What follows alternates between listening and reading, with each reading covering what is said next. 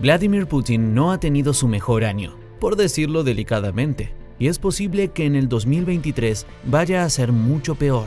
Durante la última década que Vladimir Putin ha estado al frente del gobierno de Rusia, ha tenido una especie de tradición de fin de año. No se trata de un acto de buena voluntad, como la conmutación de penas de prisión o el voluntariado en un comedor social, como hacen otros líderes gubernamentales durante las fiestas.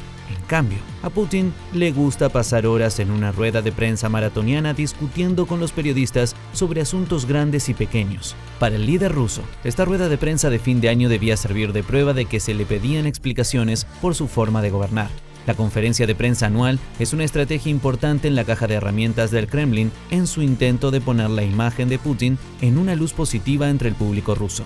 Pero no todo el mundo lo compra, como el Ministerio de Defensa del Reino Unido publicó recientemente en Twitter. La rueda de prensa se ha convertido en una cita importante en el calendario de compromisos públicos de Putin y se ha utilizado con frecuencia como una oportunidad para demostrar la supuesta integridad de Putin. Sin embargo, Putin interrumpió su tradición en el 2022, cancelando abruptamente la conferencia de prensa anual. El portavoz del Kremlin, Dmitry Peskov, no explicó los motivos de la cancelación, lo que dio pie a muchas especulaciones sobre las razones por las que el presidente no se ponía a disposición de los periodistas.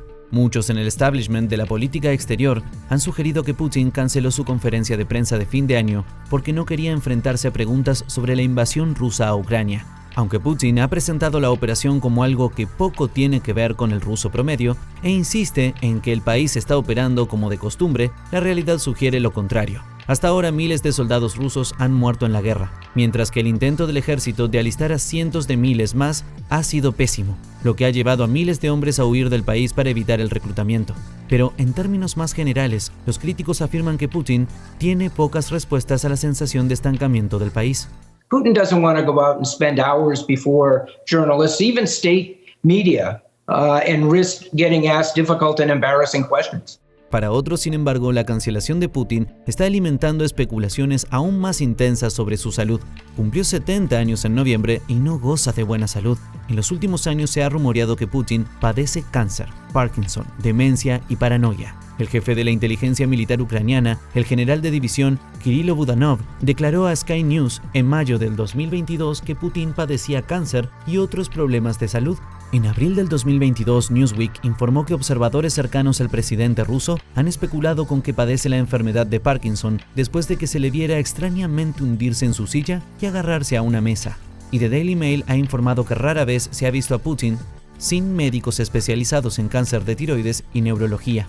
Por supuesto, el Kremlin ha negado que Putin se haya sometido a ninguna operación por su cáncer.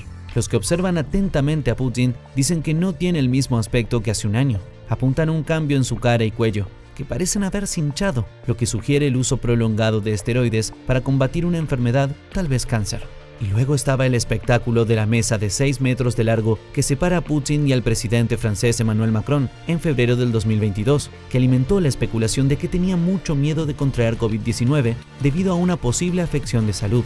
Hizo lo mismo durante una reunión con el secretario general de la ONU, Antonio Guterres. Durante casi un año, el Kremlin ha estado trabajando horas extra para negar todos y cada uno de los informes relativos a la supuesta mala salud de Putin.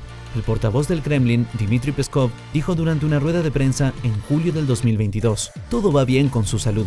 Ya saben que los especialistas en información ucranianos y los estadounidenses y británicos han estado lanzando en los últimos meses diversas falacias sobre el estado de salud del presidente. No son más que falsedades. Al menos oficialmente, funcionarios británicos y estadounidenses están de acuerdo con el Kremlin". Richard Moore, jefe del MI6, ha dicho que no hay pruebas de que Putin padezca una enfermedad grave, mientras que William J. Burns, director de la CIA, afirma: As far as we can tell, he's entirely too healthy.